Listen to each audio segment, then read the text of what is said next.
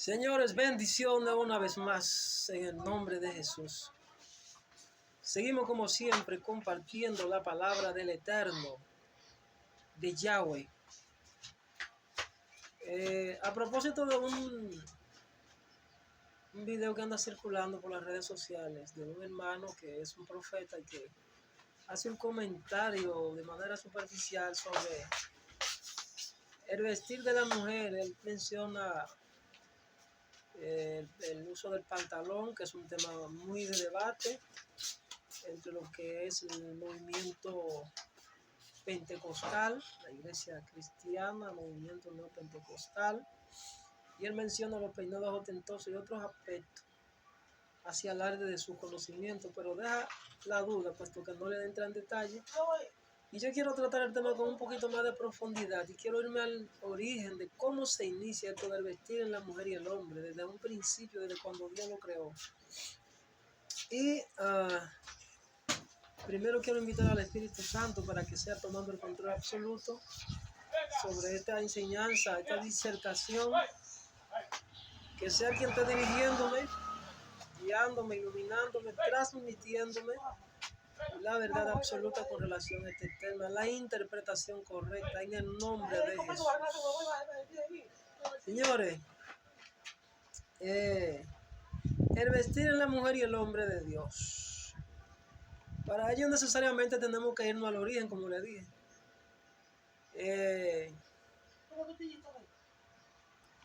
Tenemos que dar lectura a textos como el de Génesis.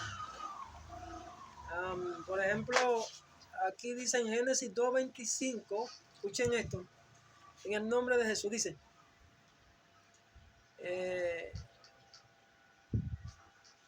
dice la Biblia acá, entonces, Génesis 3:7, entonces fueron abiertos los ojos de ambos, esto refiriéndose a Adán y Eva, y conocieron que estaban desnudos.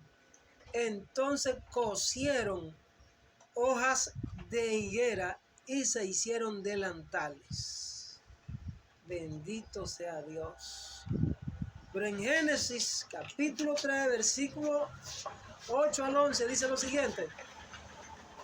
Y oyeron la voz de Jehová Dios que se paseaba en el huerto al aire del día. Y el hombre y su mujer se escondieron de la presencia de Jehová Dios entre los árboles del huerto. Mas Jehová Dios llamó al hombre y le dijo, ¿dónde estás tú? Y él respondió, oí tu voz en el huerto y tuve miedo, porque estaba desnudo y me escondí. Y Dios le dijo, ¿quién te enseñó que estaba desnudo? ¿Has comido del árbol que yo te mandé no comieses? Palabra de Dios. Padre, dame la revelación de estos textos y de otros que voy a leer. La gloria y honra de tu nombre. Señores, la vestimenta sagrada. Todos debemos recordar que en un principio el hombre no tenía conciencia, no tenía los niveles de conciencia despierto en cuanto a las curiosidades de las cosas secretas, o sea, de las revelaciones ocultas con relación al pecado. No le había Dios dado la oportunidad ni el permiso de que curioseara. Solamente le plantó el árbol en el jardín del Edén y le dijo, no coman de él. Alguien dijo, pero ¿por qué Dios puso ese árbol ahí? Sabiendo que el hombre iba a pecar, etcétera, etcétera. Algunos plantean la teoría de que Dios ciertamente estaba poniendo a prueba a sus hijos, midiendo su capacidad para así medir su lealtad y su fidelidad hacia él. Pero que vemos la intromisión de un intruso en el jardín del Edén, donde aparece muerto serpiente. Algunos dicen que era un humanoide y tiene una conversación con Eva y le dice que coma del árbol y ella come y le lleva a su marido. Ustedes conocen la historia. Yo hoy solamente quiero tratar el tema de la vestimenta, que el mismo Dios fue que se la mandó a hacer, o fue el mismo que se la diseñó. Dios lo vistió, dice la Biblia. Pero para ello vemos que hay un delantal que ellos crean, ellos cosen. Si usted se pone a analizar lo que es un delantal y una túnica, porque Dios le mandó a hacer una túnica, ellos se hacen delantales, pero más adelante Dios le manda a hacer una túnica. Al parecer solamente se estaban cubriendo parte del cuerpo, no todo el cuerpo. Entonces también le manda a hacer la túnica entera, pero de pieles de animales. Una diferencia entre un delantal de hojas de higuera y una túnica de pieles de animales, que algunos apuntan y dan revelación avanzada y dicen que ciertamente la túnica de pieles de animales deja que ver con el significado del sacrificio del corderito, del ovejito, de los animales que se sacrificaban, y ciertamente esto apuntaba de manera simbólica al sacrificio expiatorio de Jesucristo en el madero para liberarnos de la esclavitud del pecado. Y yo en cierta forma le doy la razón a ellos, pero yo quiero llegar más allá. Todo lo que nosotros necesitamos para cubrir nuestro cuerpo, para cubrir nuestras necesidades básicas, primarias y todo el sentido de la palabra, todo viene de la naturaleza. Nuestro vestido viene de la naturaleza. Ellos escogieron la vestimenta errada o equivocada y se hicieron delantales, cogieron hojas de higuera y la cosieron. El delantal solamente cubre esta parte. Yo diría quizás no todo el cuerpo, sino algunos de los órganos sexuales, para así no estar expuesto a la codicia, a la lujuria y al apetito sexual que de alguna manera se le había despertado ya. Yo creo que Dios quiso que ellos se cubrieran no solamente ese chin, sino que le cambió el vestido y le fue y le dijo, no, esa no es la vestimenta, yo le voy a diseñar otra. Y le diseñó él mismo la túnica entera de pieles de animales. Gloria a Dios. Cuando hablamos de el vestuario externo, que es ya desde un principio, vemos que esto es de Dios. Por causa del pecado del hombre, pues no tenía conciencia, andaba desnudo. Los animales no tienen conciencia y por eso no se avergüenzan, porque ellos tienen una dignidad y eso para ellos es algo natural. El hombre pierde su naturaleza divina y adquiere una naturaleza pecaminosa y luego siente vergüenza de sí mismo, porque pecó contra Dios. Cuando hablamos de la prenda de vestir, confeccionada con hojas de higuera, con la que cubrieron su desnudez Adán y Eva, después de pecar, nos estamos refiriendo a esto que les mencioné. Entonces trata de la parte más interior del ropaje que cubría el cuerpo y sobre la que se vestía otra prenda que eran las que quedaban a la vista. En las Sagradas Escrituras, en el tiempo de la primera venida de Jesús, las túnicas, señores, solían ser vestidas por los hombres hasta la altura de la rodilla, o sea, le cubrían todo. Esto tenía un significado. Sin embargo, el Hijo de Dios, Jesús, el Mesías, empleaba estas vestimentas de manera alargada. Esto se debía a que este estilo denotaba, según mis investigaciones, pulcritud. Número 2, pudor. En la época del Imperio Romano, los hombres solían tener al menos 2 túnicas para su día a día. En la actualidad, las túnicas son empleadas por los sacerdotes de la iglesia, ya yo diría algunos de las diferentes organizaciones como la Iglesia Pentecostal Evangélica, entre otras, y la iglesia tradicional es la que comúnmente lo usa más. Los sacerdotes de la que dirigen, que ministran en la Iglesia Católica, ellos usan todos sus atuendos y todas sus ropajes y todas sus cosas como lo establece la Biblia, porque era la ley de Dios. Pueden clasificarse también dependiendo de su color. Gran parte de las ropas usadas en los tiempos son de color blanco, el cual representa la pureza de los ministerios cristianos y suele estar presente para celebrar las fiestas más alegres y denota luz y vida. O sea, aún los colores tienen un significado en cuanto a lo que es el servicio en la casa de Dios. Todo tiene un significado. Entonces, ellos escogieron hojas de higuera y más adelante Dios coge pieles de animales. Se dan cuenta que estaban desnudos y no se avergüenzan, dice la Biblia. Yo digo que ellos no sentían vergüenza, señores.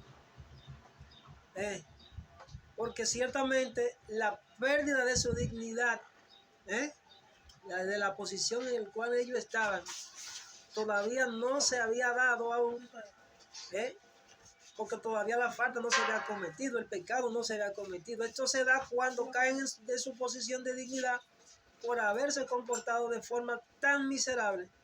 Esto causó humillación negativa, un insulto a Dios y a ellos dos, y produjo en ellos un sentimiento de miedo, que ciertamente lo que estaban era haciendo el ridículo, escondiéndose, porque Dios sabía dónde ellos estaban.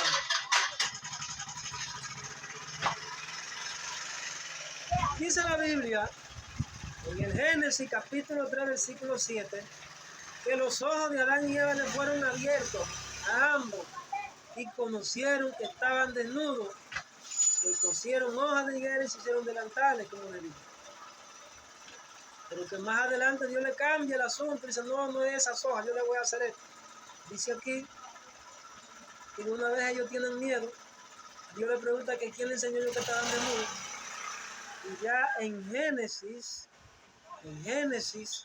en el capítulo 3, en el 11, a la altura del versículo 11 creo que, dice que Dios, fíjense bien, Dios los vistió. ¿Por qué lo vistió? ¿Para qué lo vistió? ¿Qué estaba Dios cubriéndole a ellos? ¿Qué fue que se les despertó cuando consumieron el árbol? ¿Qué neuronas se les despertaron? ¿Qué interconexiones electromagnéticas se dieron? ¿O con quiénes se conectaron? Se vincularon e hicieron conexiones con un mundo extraño, con un mundo que era extraño para ellos. El mundo de las tinieblas. Gloria a Dios. ¿Qué pecado despertaron? ¿Qué se le despertó? Uno, la codicia. Por eso en el decálogo uno dice, no codiciarás. Por causa del pecado yo tuve que crearle la norma para que no siguieran cometiendo aquellos pecados que en prima fase eran desconocidos. Ellos conocieron el pecado y por causa del pecado vino la ley, como dice Pablo. Los pecados que se le despertaron allí fueron la codicia, como la columna vertebral, que detrás de esa estaba presente la lujuria, la lascivia. Se despertaron la magia y la atracción sexual de uno por el otro. Es por eso que algunos analistas dicen que los hijos de Dios tuvieron varias creaciones antes de Adán y Eva, y que los hijos de Dios tuvieron relaciones sexuales con ángeles. Y de ahí vienen una raza llamada Nefilim o los gigantes. Entonces, la codicia, la lujuria y la lascivia son esas miradas con sentimientos lujuriosos y lascivos, valga la redundancia. Son esas conexiones instantáneas donde se activan energías, se dan los hechizos, los amarres, se dan esas atracciones. Es por tal razón la orden del cielo que debemos vigilarnos, monitorearnos constantemente a nosotros mismos, buscando el dominio propio sobre nuestro interior, sobre estos apetitos o deseos desordenados de nuestra carne. Hay mujeres, señores, que con sus encantos provocan a que hombres la desnuden con la vista. Pero también mujeres que con la vista desnudan a hombres porque tienen unos deseos desordenados en su carne, la llamamos concupiscencia, los deseos desordenados de la carne. Por ahí viene lo que se llama unos ejercicios, científicamente les llaman los que conocen de las ciencias de la sexualidad, sexólogos le llaman que los ejercicios, yo le llaman ejercicio a uno, los estímulos de los órganos sexuales o masturbación. Ellos dicen que eso no hay problema, que eso no es nada. Por eso tiene una explicación muy profunda y no me quiero meter ahí. Una pregunta, ¿por qué puerta del alma entran estos deseos o apetitos de tipo sexual? Señores, naturalmente entran por una puerta del alma que se llama la vista. Si usted se podrá dar cuenta, usted podrá analizar que el alma tiene puertas visibles, literales, que deben ser conocidas. Yo mencioné algunas: el oído, el olfato, la vista y el tacto y el gusto. son 5 sentidos que nosotros no debemos ignorar, puesto que por ahí es que entra todo lo que nosotros vamos a consumir. Usted a veces consume alimentos literalmente, pero hay otra cosa que usted consume que no se ven, que tiene que tener cuidado. Entonces, entran por la puerta del alma que se llama vista. Por eso Jesús dijo en un momento lo siguiente: cualquiera que mira a una mujer para codiciarla, ya ha adulterado con ella en su interior. Bendito sea Dios. Mateo 5:28. En Génesis 3, versículo 21 al 22, dijo Dios: he aquí el hombre es como uno de nosotros, sabiendo el bien y el mal. Ahora, pues, que no alargue su mano y tome también del árbol de la vida y coma y viva para siempre. ¿Se dan cuenta, señores, el peligro que fue de Adán y Eva tomar de aquel árbol? Ya se habían expuesto a una sentencia de condenación que pudo haber tenido consecuencias por la eternidad. Dios tuvo que esconder el árbol de la vida instantáneamente para que ellos no volvieran y comieran. Y luego el hombre tuviera la oportunidad de vivificar, de estar vivo para siempre en esa condición. Contrario a lo que le pasó, que Dios rescató a la descendencia de Adán, pero a los ángeles que pecaron en su santa morada, dice la Biblia, el Señor no los rescató. Ese es otro tema. Yo quiero que antes de entrar en lleno en este pequeño análisis, quiero advertir sobre el vestuario en cuanto al hombre y la mujer santa de Dios que le sirve al Señor.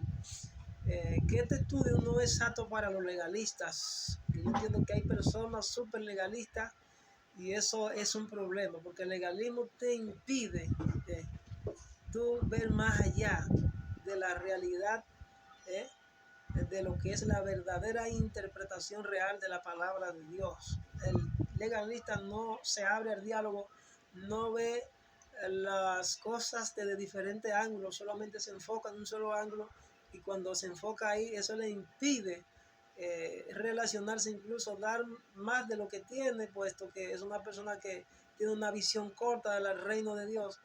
Y es una tendencia o una actitud de quien se antepone a todo lo que es la aplicación estricta o radical de las leyes. Por eso se le llama legalista. En este asunto del legalismo, señores, es de entenderse que la ley dice una cosa, pero hay otros aspectos que tienen las excepciones, y en base a esas excepciones es que ciertamente se vincula el principio de la misericordia y que Dios es un Dios infinito.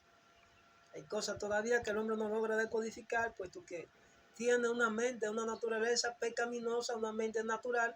Por tanto, no puede descifrar los misterios. Los misterios solo son decodificados a quienes Dios le ha otorgado un poder de revelación y profundidad en su palabra, y ellos son los que traen luz a la iglesia. Los maestros preparados, los maestros proféticos preparados, que tienen la iluminación del Espíritu Santo.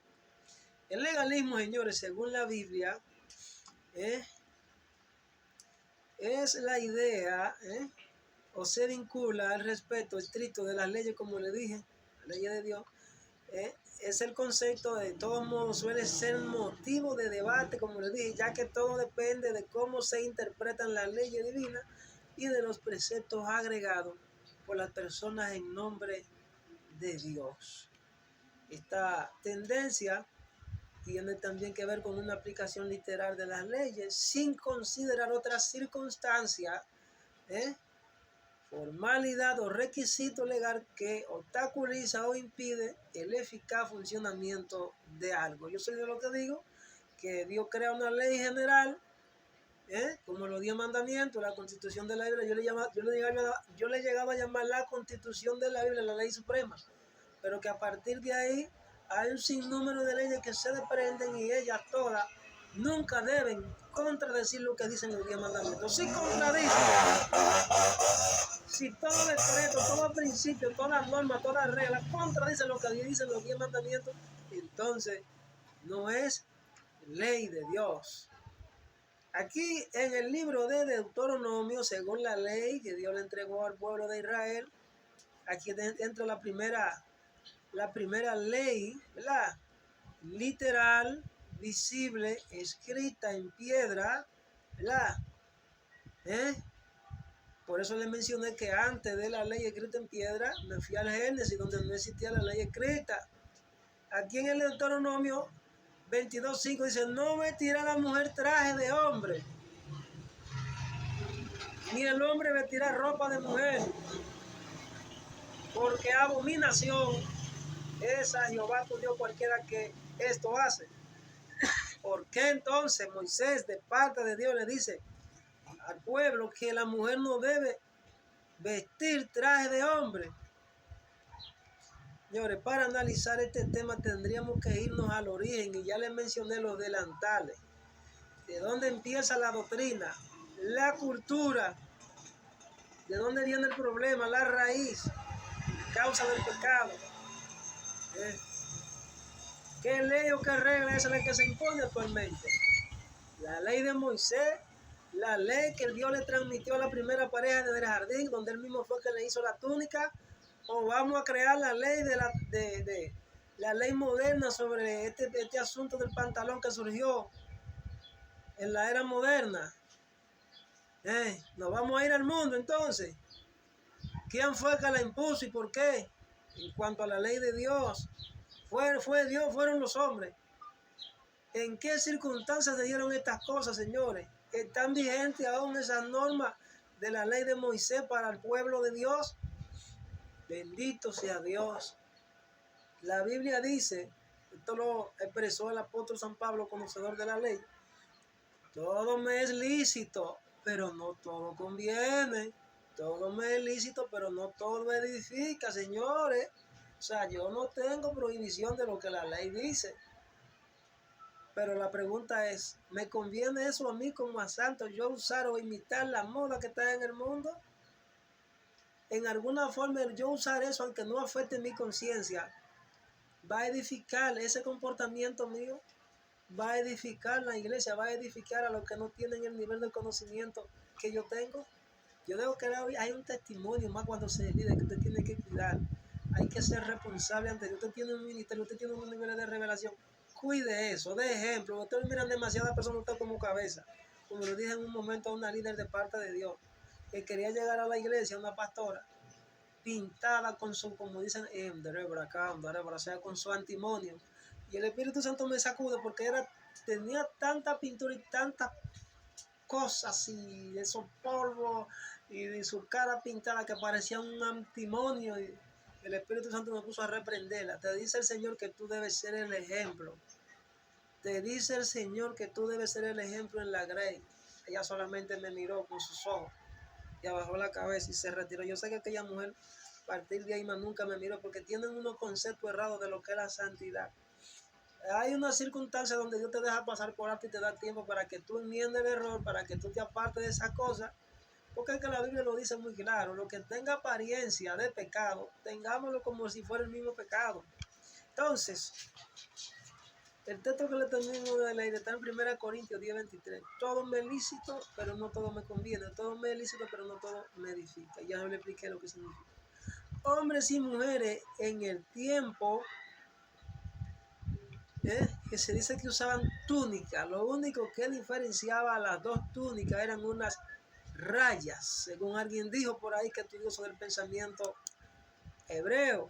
Las rayas de la túnica de los hombres eran hacia abajo. Señores, las túnicas son vestidos largos. No había diferencia ese asunto de que pantalón, que vestido. Eso es un invento de gente que alguien dijo que no estudian. Yo no lo juzgo así. Cada quien tiene a Dios, trata con él de manera diferente. Dos túnicas, ¿verdad? Dios quiero recalcar, según le dimos en el Génesis, que quien diseñó la túnica no fue no fue Adán. Quien diseñó la vestimenta de los hijos de él, fue el mismo Yahweh con su mano. Señores, hay que tener cuidado. Quien diseñó los vestidos de Adán y Eva fue el mismo Dios. E incluso ellos cogieron un tipo de eh, elementos equivocados para cubrirse. Y el mismo Dios fue que dijo, no son pieles de animales. Y le hizo la túnica, le confeccionó la túnica a sus hijos, los vistió. Entonces, hombres y mujeres en el tiempo, ¿verdad? En el tiempo que se dice, usaban túnicas. Lo único que diferenciaba a las dos túnicas eran unas rayas. Las rayas de la túnica de los hombres eran hacia abajo y las de las mujeres eran atravesadas. Entonces el apóstol se para y dice que la mujer no vestirá vestidura de varón, porque las mujeres se metían, según dijo alguien, en la parte del templo donde estaban los hombres y profetizaban como si fueran hombres. Escuchen esto, Señor. Yo veo que desde un origen viene una confrontación y viene un ataque al patrón divino donde el hombre era el sacerdote del templo, el sacerdote del hogar y de la familia y que tenía cierta responsabilidad. Entonces, los pantalones nacieron en Suiza, dijo alguien. Los inventó una mujer. Los inventaron para las mujeres en Suiza. El análisis histórico digo yo que el análisis histórico habría que conectarlo entonces con lo cultural, uno, con lo legal, dos, con la necesidad del momento y por último, con lo espiritual. Para entenderlo desde una perspectiva teológica, había que analizar varios aspectos y lo primero que debemos irnos es al génesis de donde se inició el asunto. ¿Quién fue que lo diseñó? ¿Por qué lo diseñó y para qué lo diseñó? Para tapar la vergüenza de sus hijos.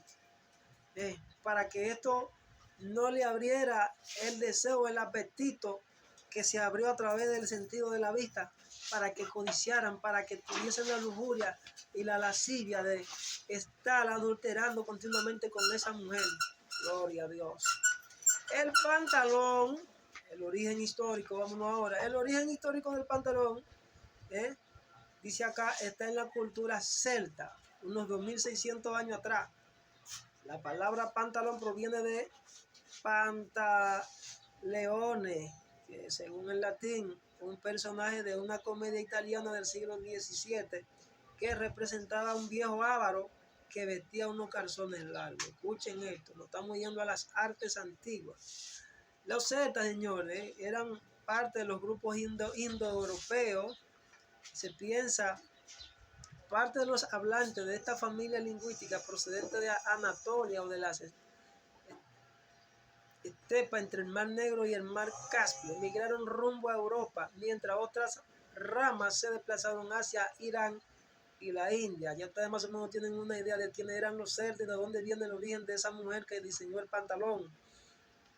Entonces, a esa mujer, según los datos que tengo acá, investigado, Amelia Bloomer, era una mujer feminista. Esa mujer no conocía a Dios, obviamente. Diseñadora de moda. Ustedes están viendo los asuntos del mundo, por dónde que vienen los diseños. Diseñadora de moda. La primera en intentar introducir los pantalones en las mujeres. Los pantalones fueron diseñados para las mujeres, no fue para hombres. Eran unas bombachas, hasta media rodilla, que se utilizaban los famosos medios pantalones. No eran pantalones enteros. Para ello, su diseño se inspiró en el tradicional traje turco, que consistía en una farda a la altura de la rodilla que se usaría con unos pantalones anchos debajo. Eso es la famosa bombacha. Desgraciadamente, los diseñadores de Amelia Bloomer no llegaron muy lejos debido a que el feminismo en aquellas épocas estaba considerado como una amenaza. Escuchen esto, señores, para que te vean por dónde que viene el asunto de la mundanalidad en la iglesia. El feminismo.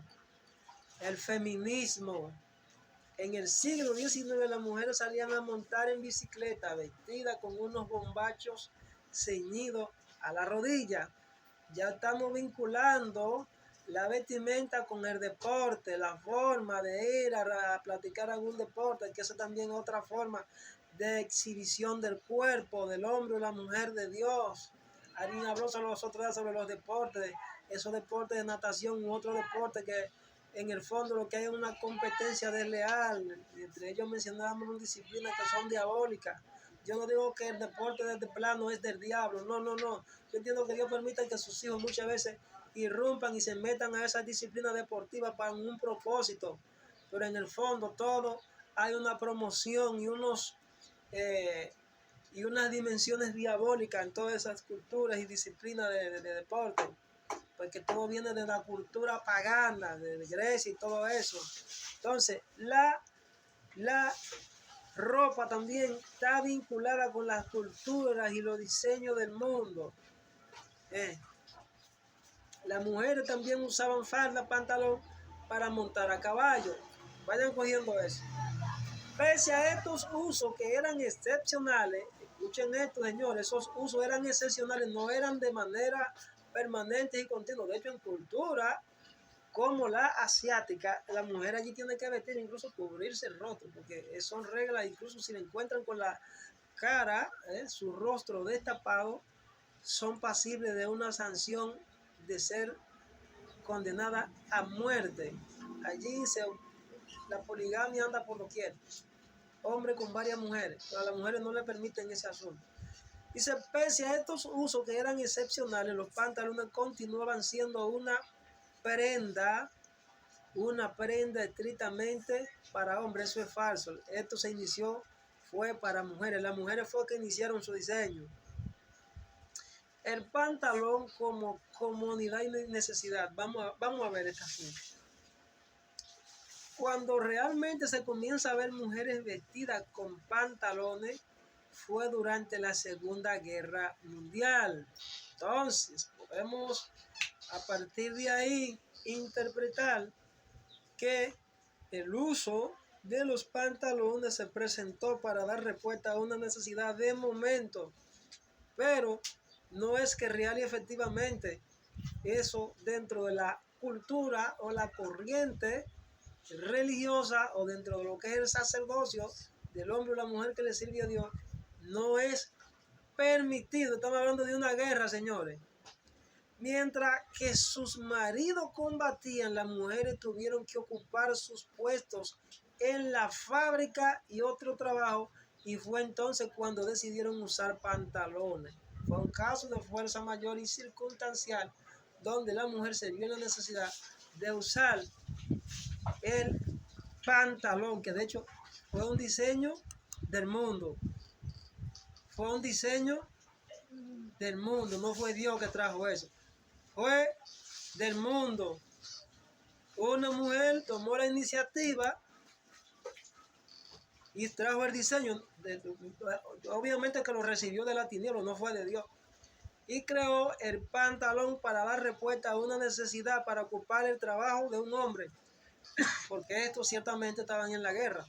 De esta manera, el uso de pantalones por mujeres se dio por comodidad, número uno, y por necesidad. Escuchen esto, por comodidad, segundo, por necesidad. Pero más tarde la diseñadora Coco Chanel fue quien los popularizó y los introdujo en la moda femenina. Todo viene conectado con una corriente de mundanalidad. El uso de pantalones por mujeres se dio por comodidad y necesidad. El pantalón se convierte en una prenda indispensable para la mujer entonces. En el siglo XIX las mujeres salían a montar bicicleta, como les dije, y esto ciertamente ya era por una necesidad para quizás en algún momento no le arrastrase la falda o la túnica, vamos a decirlo así. Entonces, uso excepcional. Era concebido el pantalón para reemplazar al hombre, pero esta visión solo perduró hasta los años 50. Se sigue popularizando los pantalones en la mujer, entonces el pantalón femenino causó una verdadera revolución en los años 60. A esta revolución contribuyeron tanto el movimiento de hippie. Escuchen esto, señores. Investiguen lo que es los movimientos de hippie, que son dos culturas mundanales diabólicas, que usan unas modas raras y diabólicas casi en cuero.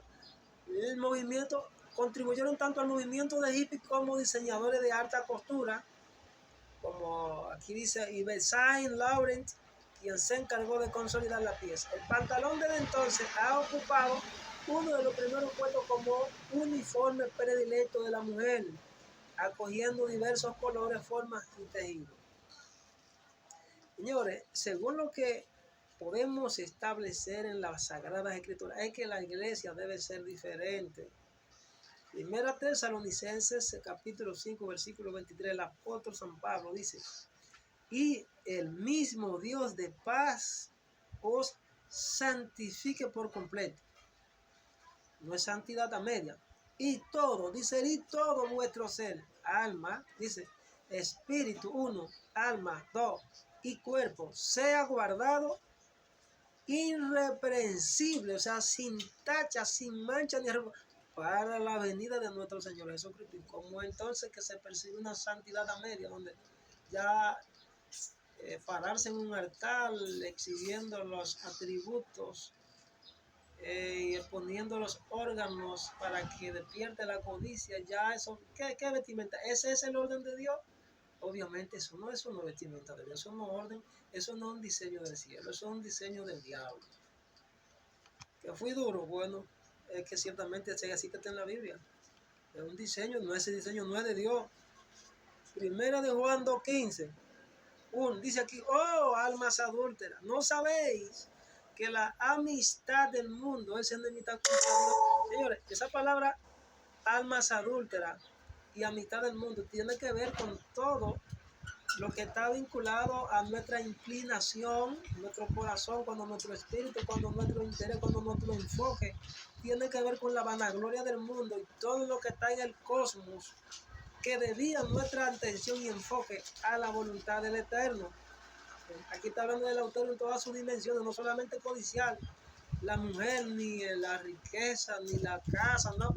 Aquí se está refiriendo el adulterio, la lujuria, la lascivia en todas sus dimensiones con lo que está aquí debajo. No enfocarse en lo de aquí abajo y desviarse del enfoque de la cosa de arriba. Ya eso es una señal evidente de que usted está alejado de Dios, usted está en una condición de pecado, usted no está agradando a Dios.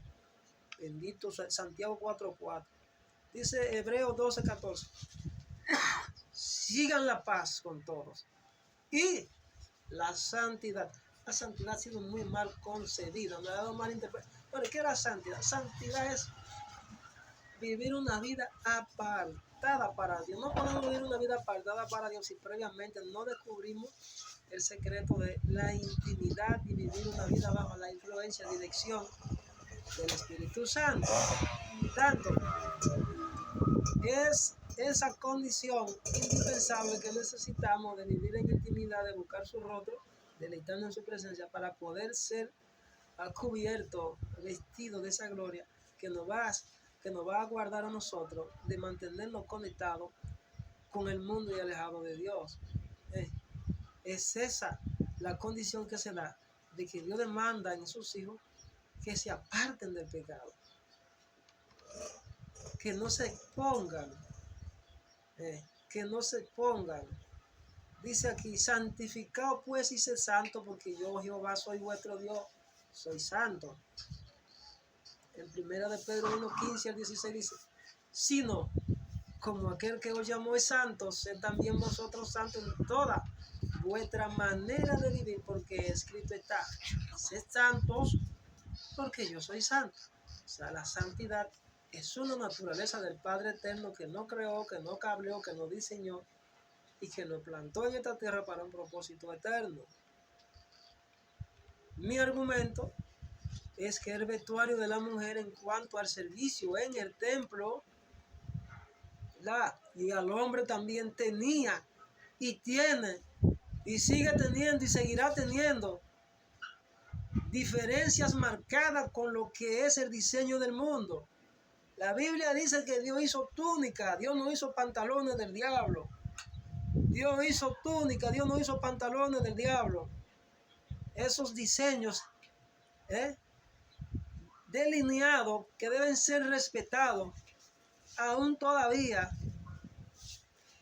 tienen que ver con una condición del servicio en la casa de Dios, y que ciertamente la mujer no puede darse el lujazo de ocupar la posición del hombre en el servicio a Dios, sino que ella debe estar sujeta bajo la autoridad del varón. Es por ende que yo hago hincapié en los matrimonios. Si usted es sacerdote de Dios, pues muéstreme sus credenciales. ¿Cuáles son sus credenciales? Usted es padre de una mujer, padre de hijos, tiene esposa, lo tiene en sujeción. Entonces usted no califica, usted califica para ser pastor si es que Dios le entregó el llamado. Pero si usted no reúne esas condiciones, entre otras, usted no es sacerdote para ocupar una posición de dirigencia, de administrar la multiforme gracia de Dios. Entonces, el vestuario es una túnica, no es un pantalón, repito. Ahora, vamos a hacer algunas acotaciones ahí. No es que la mujer o el hombre de forma absoluta no deba usar en aspectos y circunstancias que demanden en cuanto a lo que es su estatus social, en su parte laboral, porque quizás tú perteneces a una institución y de manera obligatoria a ti te exigen que ese es un uniforme y tú tienes que ponértelo para darle cumplimiento a una norma, como es el caso de hombres y mujeres que sirven a instituciones castrenses como la es las Fuerzas Armadas, la policía, empresas que el uniforme del hombre o la mujer es un pantalón. ¿Qué tú vas a hacer con el bendito pantalón? Si eres hembra, si le sirve a Dios, es un obstáculo que te va a impedir que tú disfrutes de tu trabajo. No. Toma el pantalón, mándalo ser a tu acomodo, pero que no exhiba tu cuerpo, porque tú te debes a Dios, no al mundo. Ahora, cuando tú estés en la casa de Dios, póngase su manta, póngase su vestido, póngase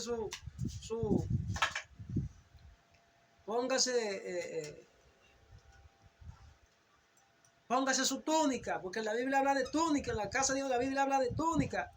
Adán y Eva estaban en el jardín paradisiaco, donde estaba la santidad de Dios, les mandó a hacer túnica. El enemigo desde un principio ha venido metiendo la cuchara, como digo yo en un buen dominicano, dando diseño, revelando diseños que atentan contra el diseño de Dios. Y aquí en este caso, pues usó a una mujer. ¿Para qué? Para que desafiara la autoridad. Y aquí vemos la cultura del feminismo, donde ya la mujer dice, no, yo usar, hacer los mismos roles, hacer las veces en cuanto a los roles y la función del hombre son no es nada, porque ya la iglesia asumió, absorbió, copió, practicó la misma cultura que se promueve en el mundo, el famoso principio de igualdad en cuanto a roles e incluso en cuanto a derechos, funciones, e incluso en cuanto a género y en cuanto a sexo. Dios Padre, ¿hasta dónde vamos a llegar? Los diseños del diablo, Señor nos reprende. Satanás entregó diseños e incluso en la manera de vestir. Y en este caso, utilizó a la mujer. Alguien dijo, no, que usted no me puede venir con el cuento de que ciertamente el vestido, el que se pone un pantalón, se está poniendo entonces ropa de mujer, y usted no me puede venir a mí, que ciertamente eso es una forma de desafío, de que el hombre no puede usar un vestido, o que la mujer puede usar un pantalón. Eso nada tiene que ver con el verdadero vestuario de Dios, señores. Tanto el hombre como la mujer fueron arrastrados por los diseños mundanos. Fíjate bien que la mujer recibe el diseño del bendito pantalón ese y el hombre termina copiándolo. Pero también tanto el hombre como la mujer se ponen el pantalón y tienen una tendencia a provocar, a exhibir los órganos sexuales, los atributos masculinos y femeninos, y te abren la lujuria, los apetitos sexuales de hombres que andan por ahí llenos de pecado y de cuantos vicios. Entonces esto crea un aspecto de una vida de no manifestar la santidad de Dios, de provocar. Entonces, esto ciertamente atenta contra la santidad del templo. Y no me hablo solamente de las cuatro paredes, estamos hablando del templo del Espíritu Santo, que es el templo número uno. Nuestro cuerpo, nuestra vida, debemos dar ejemplo. Pablo dice, santidad en alma, cuerpo y espíritu. Según mi breve análisis, cuando una mujer santa o un hombre santo de Dios empieza a imitar las modas, los diseños, solo está abriendo la posibilidad de que su alma se aleje de la santidad de Dios. Pues la vestimenta en la mujer y en el propio hombre representa la pureza. Cuando se pierde el verdadero sentido de vestir con pudor y la mujer y el hombre de Dios asume y absorbe para sí la cultura mundana, entonces está transmitiendo un mensaje sensual sin palabras. La fuerza mental y emocional que transmite con su imagen sexy, provocativa, llamativa, abrirá el apetito de hombres y mujeres descuidados, incluso de la iglesia, que están cargados de lascivia, lujuria, codicia. No conviene a santos. Repito, 1 Corintios 10:23, Pablo dijo, todo me es lícito, pero no todo conviene. Todo me es lícito, pero no todo edifica. Se da el caso de que un hermanito, una hermanita llegó nuevo a la iglesia y de repente llegó con toda su carga. Debemos nosotros como líderes empezar a quitar y a decirle, a prohibirle. No, hay una obra que hace el Espíritu de Dios y es ahí donde nosotros debemos conectarnos a la voluntad del Eterno. Porque ciertamente